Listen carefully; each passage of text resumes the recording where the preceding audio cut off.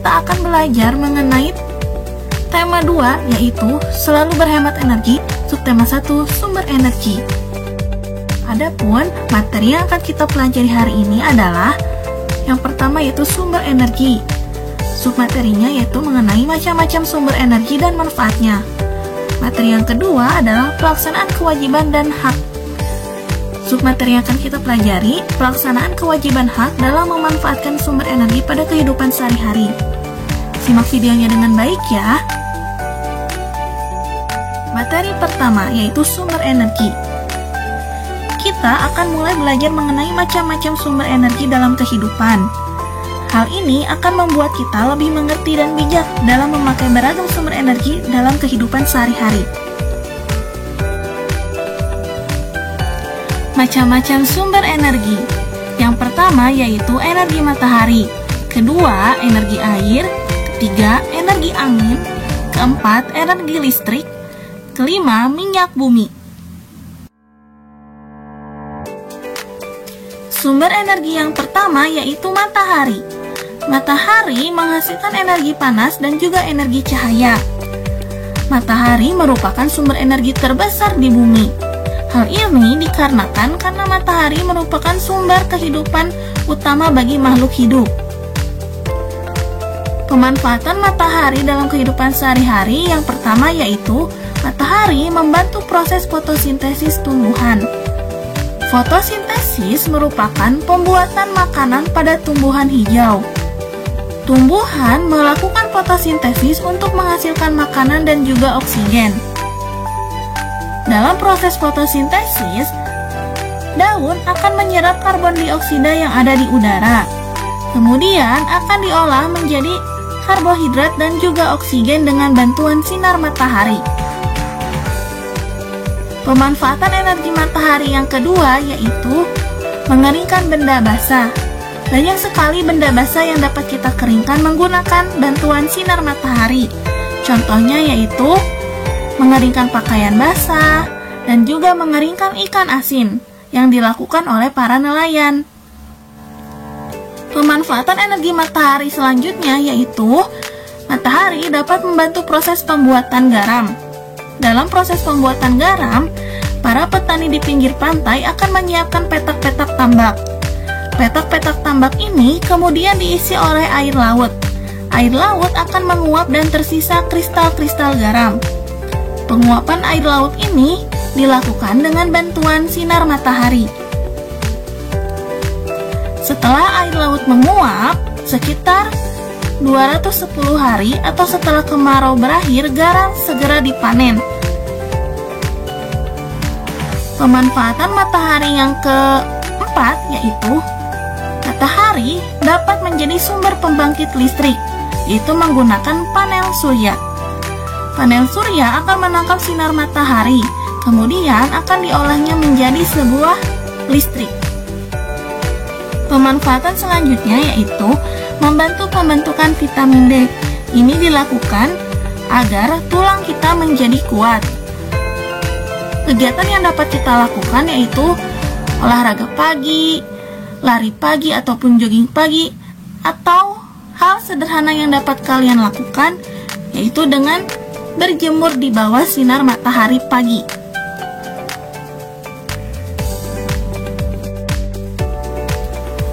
Sumber energi yang kedua yaitu air. Air merupakan salah satu sumber energi. Tubuh kita membutuhkan air untuk beraktivitas. Tidak hanya manusia, tumbuhan dan hewan juga membutuhkan air. Selain diminum, air juga dapat digunakan untuk memasak, mencuci, mandi, dan lainnya. Air juga dapat dimanfaatkan sebagai sumber energi listrik, salah satunya dengan menggunakan kincir air. Pemanfaatan energi air yang pertama yaitu membantu mengairi sawah. Kedua yaitu memenuhi kebutuhan sehari-hari seperti mencuci piring, mencuci baju, ataupun mandi. Ketiga yaitu sumber air minum bagi makhluk hidup. Terakhir yaitu sumber energi listrik dengan memanfaatkan kincir air. Sumber energi selanjutnya yaitu angin. angin dapat dimanfaatkan oleh manusia untuk membantu aktivitas sehari-hari. Yang pertama, angin digunakan manusia untuk membantu mengeringkan pakaian. Kedua, angin digunakan untuk membantu nelayan menggerakkan perahu layar ke tengah laut guna mencari ikan. Ketiga, yaitu angin digunakan sebagai sumber energi listrik. Dalam hal ini, angin dimanfaatkan untuk menggerakkan baling-baling dari kincir angin. Menggerakkan baling-baling kemudian akan menghasilkan sebuah energi listrik. Sumber energi selanjutnya yaitu energi listrik. Energi listrik merupakan salah satu sumber energi yang banyak digunakan di sekitar kita. Listrik merupakan sumber energi yang membantu kita melakukan aktivitas sehari-hari. Dengan adanya energi listrik, kita dapat menyalakan lampu, televisi, radio, setrika, dan masih banyak hal yang lainnya. Kita semua berhak mendapatkan listrik. Kewajiban kita adalah menghemat penggunaannya. Sumber energi selanjutnya yaitu minyak bumi. Kita sebagai warga negara mempunyai hak untuk memanfaatkan minyak bumi dalam mendukung aktivitas sehari-hari. Namun, di sisi lain, kita juga mempunyai kewajiban untuk menghemat penggunaan minyak bumi. Minyak bumi merupakan sumber energi yang tidak dapat diperbaharui, karena proses pembentukan minyak bumi membutuhkan waktu yang lama, bisa mencapai jutaan tahun. Permintaan untuk minyak bumi dari tahun ke tahun terus bertambah. Sebaliknya, ketersediaan minyak bumi dari tahun ke tahun terus mengalami penurunan. Dengan semakin langkanya persediaan minyak bumi, pemerintah menghimbau setiap warga negara untuk menggunakan minyak bumi secara bijak. Adapun penggunaan minyak bumi dalam aktivitas sehari-hari, salah satunya yaitu sebagai bahan bakar kendaraan, berupa bahan bakar kendaraan motor, mobil, pesawat, maupun kapal laut. Sekarang kita lanjut pada materi yang kedua, yaitu pelaksanaan kewajiban dan hak. Pelaksanaan kewajiban dan hak dalam memanfaatkan sumber energi pada kehidupan sehari-hari.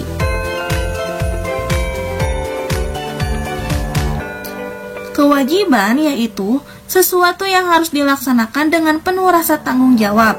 Sedangkan hak adalah segala sesuatu yang harus didapatkan oleh setiap orang. Kewajiban dalam memanfaatkan sumber energi. Pertama-tama, kalian perhatikan contoh gambar yang akan Ibu berikan ya. Menurut kalian, apakah perilaku orang tersebut mencerminkan kewajiban dalam memanfaatkan sumber energi? Ya, jawabannya adalah tidak. Karena orang tersebut tidak memanfaatkan sumber energi yang ada dengan sebaik-baiknya. Orang tersebut malah menghambur-hamburkan sumber energi air yang ada di sekitarnya. Sekarang kalian perhatikan contoh gambar yang kedua. Menurut kalian, apakah perilaku anak tersebut baik dicontoh? Ya, jawabannya tidak. Lalu, apakah anak tersebut menunjukkan sikap?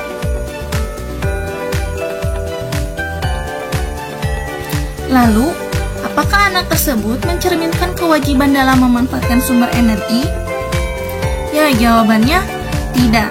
Karena anak tersebut menyalakan televisi ketika dia sedang tidur. Sebaiknya ketika kalian tidur, maka segala alat elektronik dimatikan terlebih dahulu. Kewajiban yang dapat kalian lakukan dalam memanfaatkan sumber energi diantaranya adalah yang pertama yaitu menggunakan energi secara bijaksana. Kedua, memastikan penggunaan energi secara efisien dan efektif.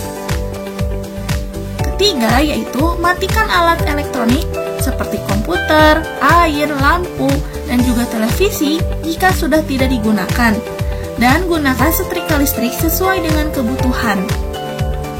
Keempat, yaitu tidak membiasakan diri untuk berperilaku boros, sehingga gunakan listrik sesuai dengan kebutuhan, secara bergantian dan tidak berlebihan dalam menggunakannya. Kelima, yaitu matikan lampu dan peralatan elektronik saat tidur. Keenam, menghemat penggunaan energi.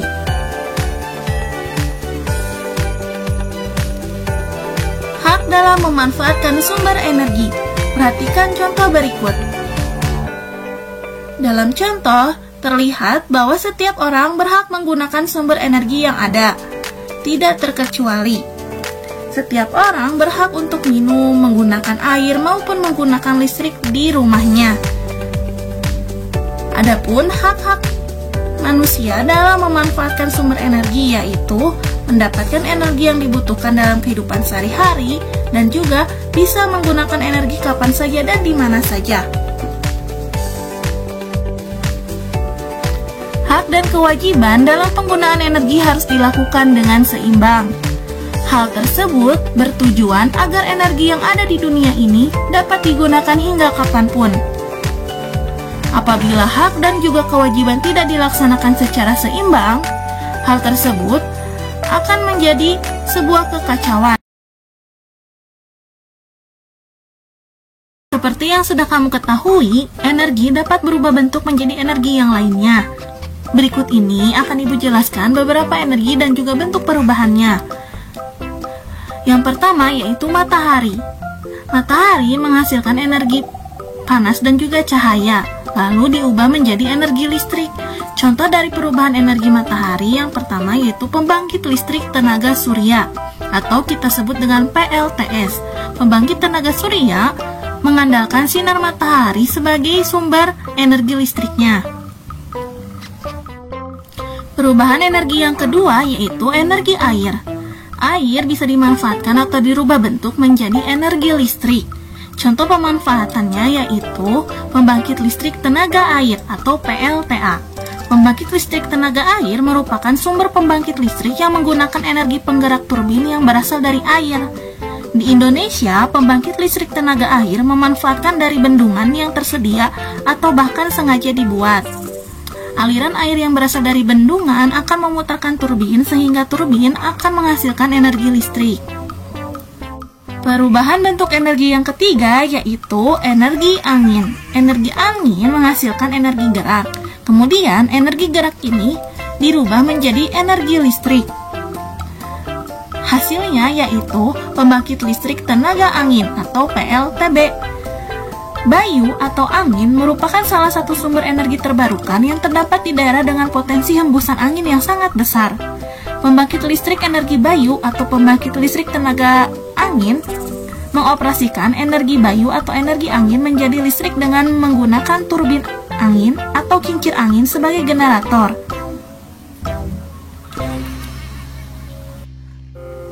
Perubahan energi yang keempat yaitu energi listrik.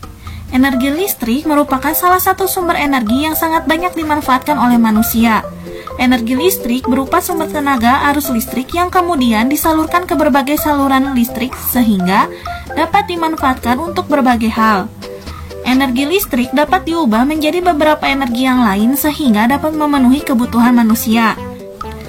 Contoh perubahan energi listrik adalah sebagai berikut.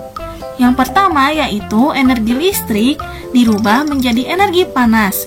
Contohnya adalah setrika, solder, dan juga penanak nasi. Perubahan energi listrik yang kedua yaitu energi listrik dirubah menjadi energi gerak. Contohnya adalah kipas angin dan juga mixer. Contoh perubahan energi listrik yang ketiga adalah energi listrik dapat dirubah menjadi energi cahaya. Contohnya yaitu lampu. Contoh perubahan energi listrik yang keempat adalah energi listrik dirubah menjadi energi bunyi. Contohnya yaitu radio. Selain contoh yang Ibu berikan, tentunya kalian bisa menyebutkan berbagai contoh lainnya dari perubahan bentuk energi listrik tersebut. Setiap harinya kita selalu menggunakan alat-alat elektronik dengan memanfaatkan energi listrik. Namun kita harus hati-hati dengan penggunaan alat-alat elektronik tersebut karena dapat berbahaya bagi diri kita. Adapun hal yang perlu diperhatikan dalam menggunakan alat-alat elektronik. Yang pertama, pastikan tangan dan kaki kita benar-benar kering saat menggunakan alat-alat elektronik. Kedua yaitu pastikan tidak ada air pada stiker maupun stop kontak. Ketiga, jangan menyalakan alat-alat elektronik apabila kabelnya terkelupas atau dalam keadaan basah. Keempat, jangan memasukkan benda apapun selain steker ke dalam stop kontak. Kelima, jangan menarik kabel saat akan melepas steker dari stop kontak, sebab akan membuat kabel mudah putus.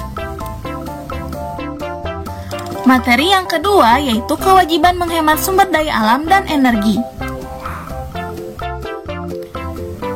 Sumber daya alam yang ada di kita merupakan anugerah dari Tuhan Yang Maha Esa. Oleh sebab itu, maka kita berkewajiban untuk menghemat sumber daya alam tersebut demi anak cucu kita nanti.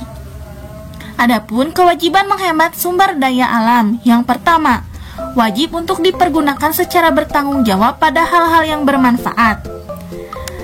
Kedua, wajib menghemat penggunaannya, tidak boleh menggunakan secara berlebihan. Ketiga, wajib mendahulukan penggunaan energi alternatif yang bisa diperbaharui. Keempat, wajib untuk dirawat dan dilestarikan. Contohnya yaitu wajibnya kita melestarikan hutan. Kelima, yaitu wajib menggunakan alat-alat atau teknologi pemanfaatan sumber daya alam yang ramah lingkungan. Keenam, yaitu menghemat penggunaan kertas. Kita dapat melakukan penghematan penggunaan kertas dengan cara menggunakan e-book, menyimpan dokumen secara digital di dalam laptop, komputer, maupun di flash disk, dan juga memanfaatkan email ketika kita ingin mengirim suatu surat. Selanjutnya yaitu kewajiban menghemat energi. Kita sebagai manusia wajib menghemat energi, karena energi tersebut akan kita wariskan kepada anak cucu kita nanti. Beberapa hal yang dapat kita lakukan untuk menghemat energi, yang pertama yaitu matikan lampu ketika siang hari atau ketika kita tidak menggunakannya. Kedua yaitu menggunakan peralatan elektronik dengan secukupnya. Ketiga, beralih ke lampu hemat energi. Keempat, mematikan televisi ketika tidak ditonton. Kelima, gunakan listrik secara bijak. Artinya, kalian menggunakan listrik hanya pada saat yang diperlukan saja.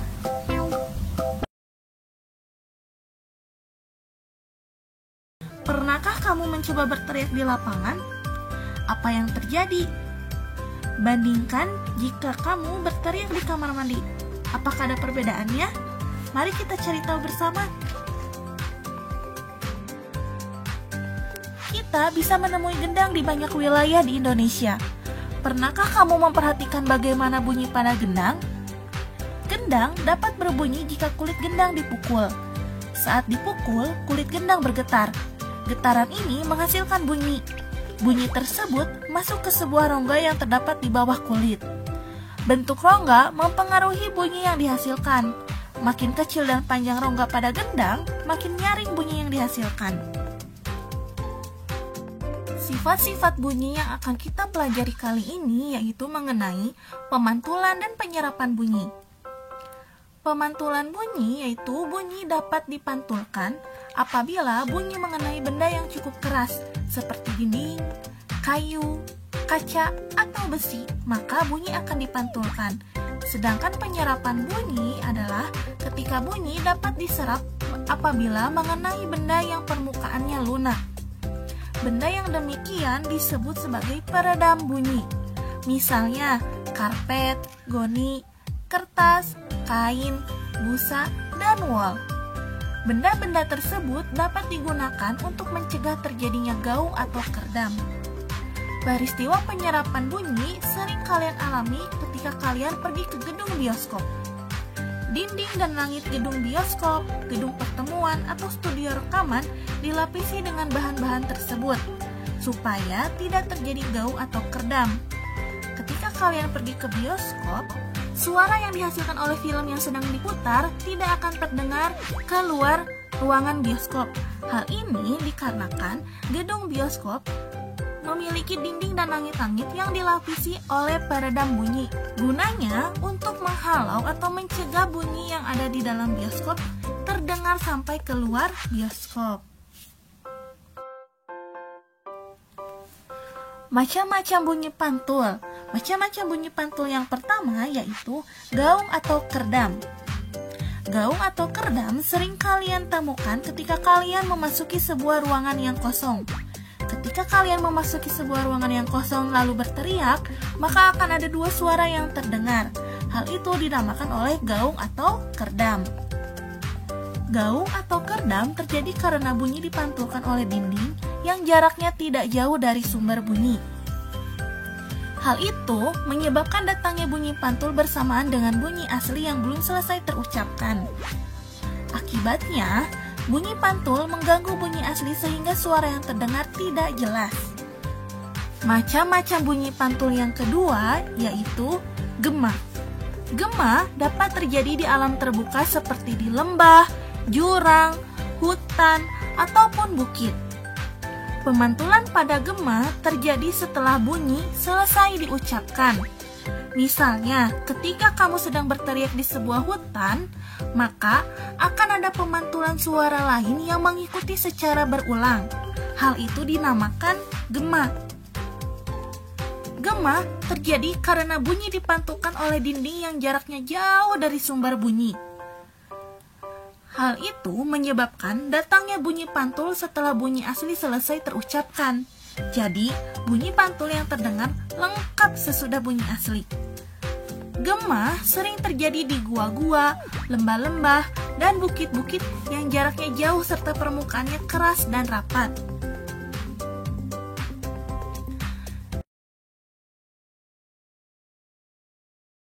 Energi alternatif merupakan sumber energi yang bukan sumber energi tradisional. Sumber energi tradisional adalah bahan bakar fosil seperti batu bara, minyak bumi, dan gas alam. Sedangkan sumber energi alternatif yang dikembangkan saat ini memanfaatkan sumber energi yang tersedia di alam dan tidak akan habis. Seperti contohnya yaitu matahari, angin, air, panas bumi, dan bahan bakar bio. Berikut ini akan Ibu jelaskan beberapa sumber energi alternatif. Sumber energi alternatif yang pertama yaitu matahari. Matahari merupakan sumber energi utama di bumi. Hampir semua energi yang berada di bumi berasal dari matahari. Energi panas yang dihasilkan dapat digunakan untuk memanaskan ruangan, memanaskan air, pembangkit listrik, dan juga keperluan lainnya. Indonesia telah memanfaatkan energi surya atau energi matahari ini di beberapa provinsi, terutama di wilayah terpencil yang sulit dijangkau jaringan PLN. Pembangkit tenaga surya dipasang di wilayah-wilayah terpencil, khususnya kawasan Indonesia Timur.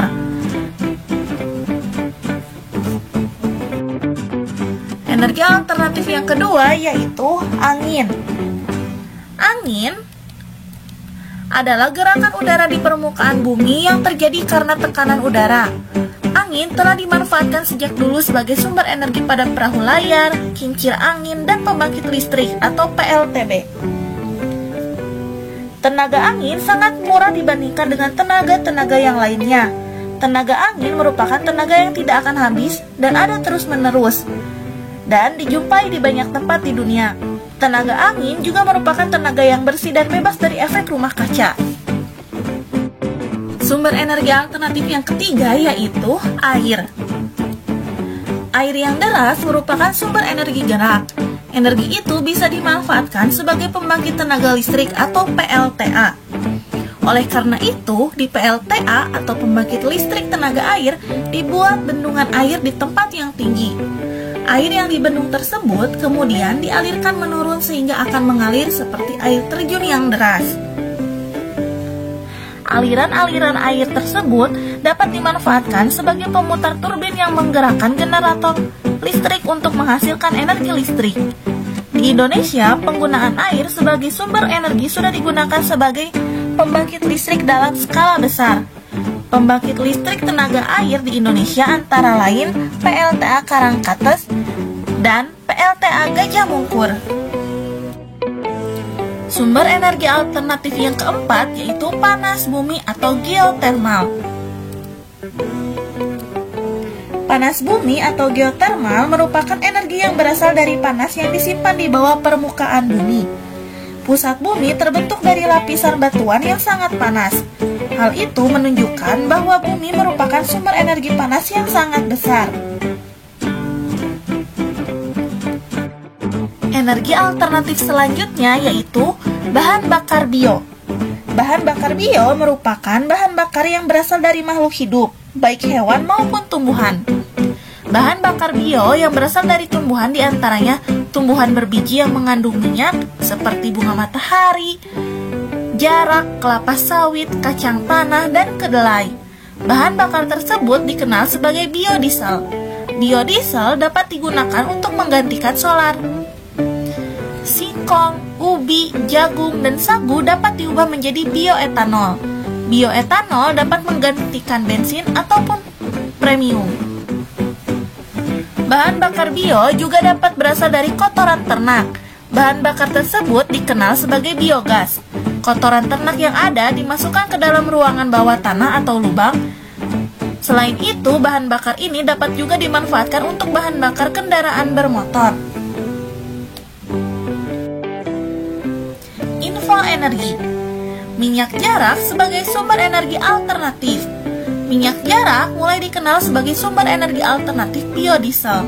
Biodiesel dihasilkan dari minyak yang diperoleh dari biji tanaman jarak yang banyak tumbuh di daerah tropis seperti Indonesia.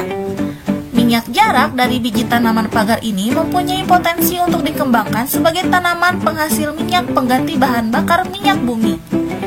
Karena memiliki beberapa keunggulan. Salah satu keunggulan minyak jarak adalah tanaman ini mudah dibudidayakan, sehingga dapat menjamin ketersediaan bahan mentahnya. Proses pengolahannya cukup sederhana, sehingga mudah dilakukan oleh masyarakat umum. Tidak memerlukan teknologi yang tinggi, sehingga biaya investasinya terbilang murah. Minyak jarak juga dimanfaatkan untuk minyak rambut dan minyak pijat. Kemasan minyak jarak dibuat lebih praktis sehingga memudahkan penggunanya. Minyak jarak dapat ditemui di pasar-pasar modern atau di warung. Pemanfaatan minyak jarak ini telah memberikan kesempatan yang baik dalam bidang pekerjaan. Saat penanaman pohon jarak sampai panen dibutuhkan tenaga. Begitu pula saat tanaman diolah menjadi minyak, tentunya membutuhkan para ahli untuk membuatnya. Belum lagi kemasan yang menarik. Pasti dibutuhkan tangan-tangan terampil untuk mengemasnya. Materi yang kedua yaitu hak dan kewajiban terhadap sumber energi dan lingkungan. Sebagai bagian dari anggota masyarakat, kamu berhak menggunakan atau memanfaatkan sumber daya energi yang ada di sekitarmu. Kamu boleh menggunakan listrik, bahan bakar minyak, dan segala sumber energi yang ada. Namun, penggunaan sumber energi tersebut harus bijak. Apabila sumber energi tersebut digunakan secara terus-menerus, suatu saat akan habis, karena pembentukannya memerlukan waktu yang sangat lama.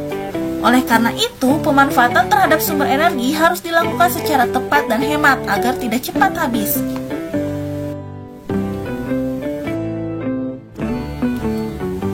Dalam kehidupannya, manusia sangat bergantung pada energi listrik. Sumber-sumber energi listrik terbatas jumlahnya, sedangkan kebutuhan akan energi listrik terus meningkat. Berikut ini adalah alasan perlunya menghemat energi. Yang pertama yaitu persediaan energi yang terbatas. Kedua, agar cadangan energi tidak cepat habis. Ketiga, supaya bisa digunakan lebih lama dan dapat digunakan oleh generasi berikutnya. Keempat, dapat dimanfaatkan untuk masyarakat yang lebih banyak. Kelima, hemat energi agar bisa lebih irit sehingga biaya hidup lebih murah. Pemakaian yang boros juga bisa membuat cadangan energi cepat habis. Keenam, hemat energi untuk menjaga kelestarian alam.